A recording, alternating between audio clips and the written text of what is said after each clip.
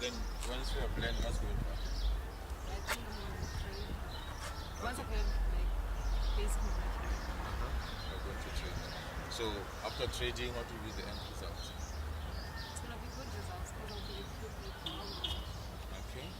My brother. The same way. What is the same way? I just came to acquire myself. I've once invested my cousins also. So like they gave me $1,000. So I didn't have enough money to like invest. So I told them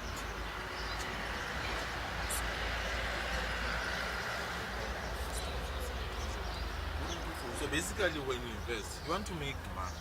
That's the main reason. So you're saying the main reason for you is to learn how to make money. Is it clear? Okay, but let's come to the third one. The third one is where we're going to assess is right now your money working for you or you're working for your money.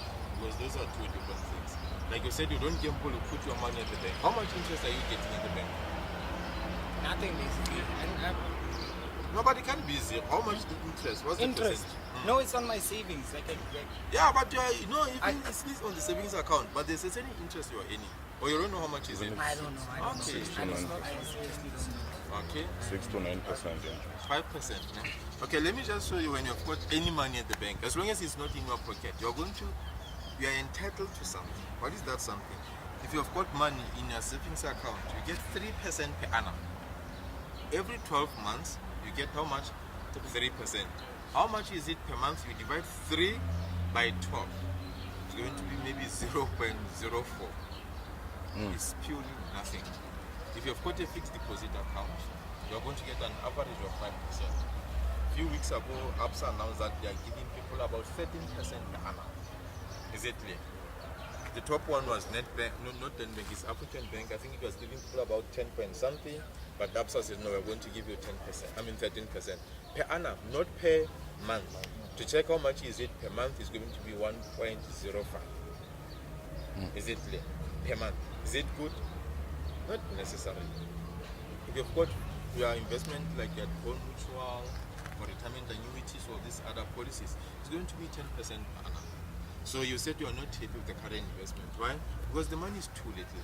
I hope you're aware that, like under number 4, once your money or investment has matured, there are 3 things you have to consider. The first one is tax. You know, tax now is about 15%. You get certain money maybe from investment, you have to pay SARS, because if you don't pay SARS, ask Malem. They will come after you. Then the second one, you have to consider things like inflation. You know what is inflation? The cost of living rate keeps going up and down. Right now, inflation rate is about 7%. So let's assume you're getting 10% from the bank, my brother, per annum. Inflation is 7%. What's your profit? It's 3%. Is it clear? That's why you find every year the employees will go on strike when the employer says we're going to give you maybe 6% and the inflation is 7%. Because there won't be any growth on the income that they will be getting. The other thing with inflation is that every 5 years the value of money depreciates by 50%. Let's assume now a loaf of bread is $10. Are you aware that every year the loaf of bread will increase by 10%? So it means if this year is R1, next year is $10, so next year is going to be what? 11, the other one 12, blah blah blah. Then after 5 years, loaf of bread will be how much? $15. So every year the cost of living goes up by 50%. Are you aware that every 5 years the value of money depreciates by 50%? If now you have got 1 million, in 5 years we still have 1 million, but the value of 1 million will be how much? 500,000. Is it clear? So that's how we have to be very careful on how we save money. When you save money, are we beating inflation or the inflation is beating us? Because it doesn't make sense we save money, at the other end we still get nothing because of the inflation. Then the last one, the cost. When you cancel your policy, when your money comes back to you, there are certain admin fees that you have to pay. Is it clear? Okay, then let's come to the last one. Here, at least one of you will give me what they want to achieve in life. I'm going to start with you. I'm not saying you are my target, but for you, these other guys I once met them when we had hotel, but some we never met. So let's have that open discussion. When you have got money, my brother, what do you want to achieve? Just one important thing. What do you want to achieve? Just one important thing. I'll go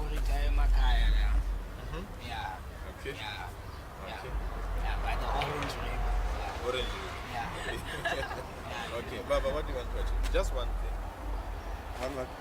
What do you want to achieve when you've got money? King what of Ubani in on the challenge. I'm telling you, fellow company. On the additional taking you way back. What a home.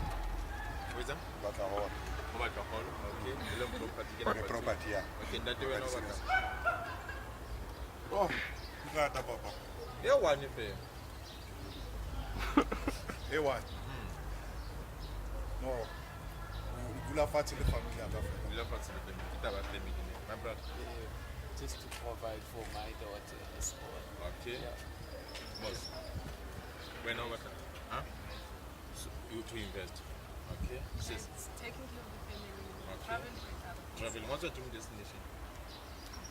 Dubai. Dubai. With the place of your own man. She's You going want to with go me. with the place of your own man. No, with my own money. Okay. But I just want to be above the poverty line. above the property line. And I just want to empower others. Empower others. No? Okay, let's check with the list I have. You can see properly. No? Number one is education, either for you or for your kids. Because nowadays, if you are not educated, you don't have the basic skills, it's hard to survive. No? You can have money, but you won't know how to use it. But it doesn't mean if you are educated, you can know how to use money.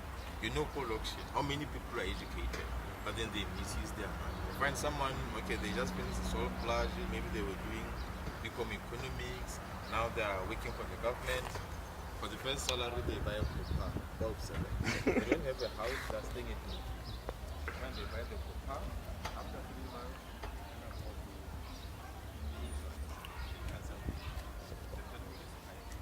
then they steal the car, they hijack the car. So you still have to pay the car for the next 72 months. Then what's going to happen? The car is poor. It's not insured. You still have to pay the bank. This is just the issue of stupidity.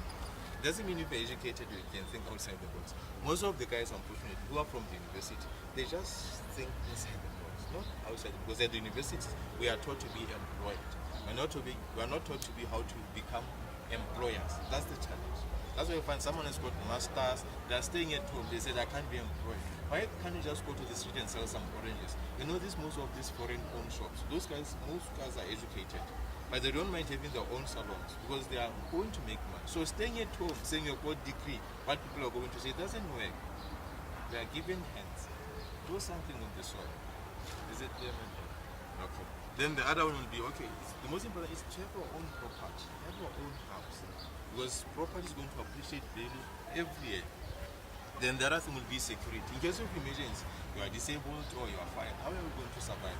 On wealth management, we normally say, if you are earning maybe 10,000 a month, you must have something like an emergency fund, where it's at least 6 times your salary. If you are working at the municipality, if you are suspended without pay, how are you going to survive for the next at least 6 months?